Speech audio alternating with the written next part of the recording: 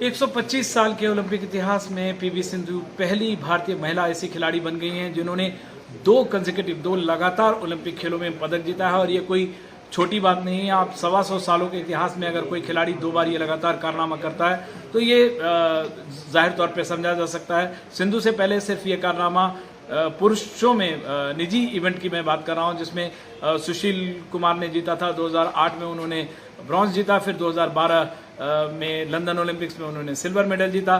सिंधु ने 2016 में जब वो 23 साल की थी तब उन्होंने सिल्वर मेडल जीता और एक बार फिर उन्होंने ब्रॉन्ज मेडल जीता। और बड़ी बात ये समझने की है कि सिंधु के लिए इस साल की शुरुआत अच्छी नहीं रही थी। वो पहले थाईलैंड ओपन में वो क्रैश आउट कर गई थी, उसके बाद भी जो टूर्नामेंट में उनके पास कोई खिताब नहीं था, लेकिन वहां से ओलंपिक में पहुंचना और ओलंपिक में पदक जीतना, आप इसका अंदाजा मैं सिर्फ इस तरीके से आपको बता सकता हूं कि आप देखिए जोकोविच, वो लगातार इस साल उनको हराना कोई आसान काम नहीं था। वो लगातार मैच जीतते रहे, तीनों ग्रैंड स्लैम टूर्नामेंट जीते, लेकिन जब ओलंपिक्स की बात आई तो ओलंपिक्स में ना वो सिंगल्स में नहीं जीत पाए और ब्रॉन्ज मेडल मैच से भी उनको बाहर होना पड़ा। उनके नाम ब्रॉन्ज मेडल मैच भी नहीं है। अगर बैडमिंटन की बात करें तो केंटो मोमोटा जैसे खिलाड़ी हार गए।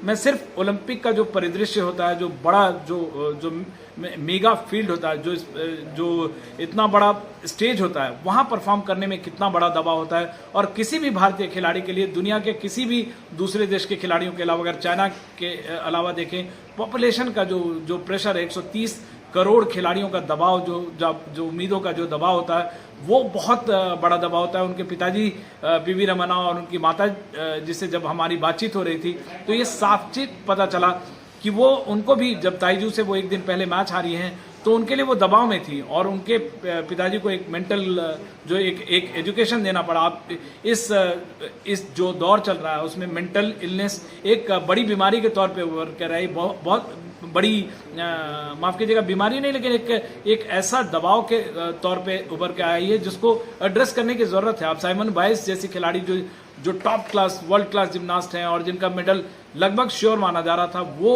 अगर टूर्नामेंट में हिस्सा नहीं ले रही हैं मेंटल इलनेस बता के, तो आप ये समझ सकते हैं कि कितने दबाव में होंगी सिंधु। और इसके बाद जिस तरह का मुकाबला खेला है, ताइजू जिस लेवल के खिलाड़ी हैं, हालांकि वो फाइनल अपना नहीं जीत पाए, लेकिन ताइजू जिस लेवल के खिलाड़ी हैं और दुनिया में किसी भी दिन किसी भी खिलाड़ी को हरा सकते हैं, उसके बावजूद मेरे मुताबिक सिंधु का खेल बहुत अच्छा था। और वहां से रिकवरी करना, ये रिकवरी करते हुए कि न सिर्फ फिजिकल लेवल पे, मेंटल लेवल पे रिकवरी करना, कि उनके लिए डू और डाई का मैच है और कितने तरह के तनाव में वो आई, कितने तरह के विवादों से उभरती हुई यहाँ पे आई। जब हमसे सिंधु की बात हुई थी टूर्नामेंट में जाने से पहले, तो उन्होंने कहा था कि वो स्पेशल तैयारी कर रही है गुची बावली स्टेडियम में। वो काफी बड़ा स्टेडियम है, तो वहाँ पे जो एसी है, एयर कंडीशनर, उसका एक ड्रिफ्ट, उसकी वजह से जो ड्रिफ्ट होता है शटल में, उसको कंट्रोल करने में उनको मदद मिली। और उन्होंने कहा था कि उन्होंने स्पेशल परमिशन लेके वहाँ तैयारी की, अपनी फिटनेस की टीम की उन्होंने तारीफ की।